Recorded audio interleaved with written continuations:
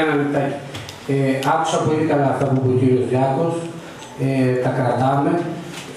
Εγώ για μια φορά θα πω ακόμα ότι, παιδιά, συγγνώμη, δεν έχετε ασχοληθεί με τον προϋπολογισμό. Εγώ μπορεί να είμαι ΑΑ, το γνωστό αγράμματος αυτοδιοικητικά. Όταν ακούω ότι είναι 5 εκατομμύρια τα μη σπραχθέντα, καταλαβαίνω ότι δεν έχετε ασχοληθεί. Όταν ακούω τον κύριο Σιάχο να λέει ότι είναι τα πολιτιστικά 10 και 10, έχετε μπερδέψει τους προϋπολογισμούς. Υπήρχε προϋπολογισμός και για την ανέλυξη. Δεν το έχετε καταλάβει. Και πολλά από κάποια που είπε Σαλίβα είναι από την ανέλυξη έχουν έρθει. Διοργανώσεις και. Εγώ δεν είπα για διοργανώσεις, νομίζω τίποτα. Για τις διοργανώσεις αυτό για το 5 το κατάλαβα πολύ καλά.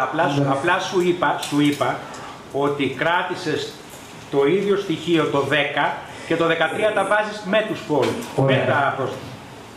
Τα 13 με τις προσαυξήσεις, ναι. Εγώ αυτό αντιλαμβάνομαι και μετά από 13 χρόνια έπρεπε αυτά να είναι πολύ εύκολα.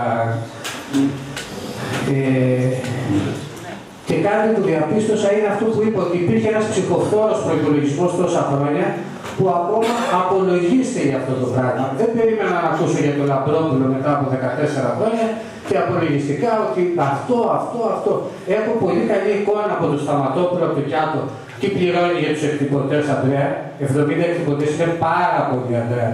Πάρα πολύ. Δεν είπα ότι τους έχουμε αγοράσει. Καλύτερα να τους είχαμε αγοράσει. Καλύτερα. Θα σου εξηγήσω ιδιαίτερα. Έχω εικόνα από το Φρούσιο, ο προϋπολογισμός στην ΕΜΕΑ είναι 27 εκατομμύρια. Δεν είμαστε και πολύ μακριά από τον προϋπολογισμό της ΕΜΕΑ. Η ΕΜΕΑ μπροστά μας είναι τι. Λοιπόν, αυτά ήθελα να πω να κλείσω.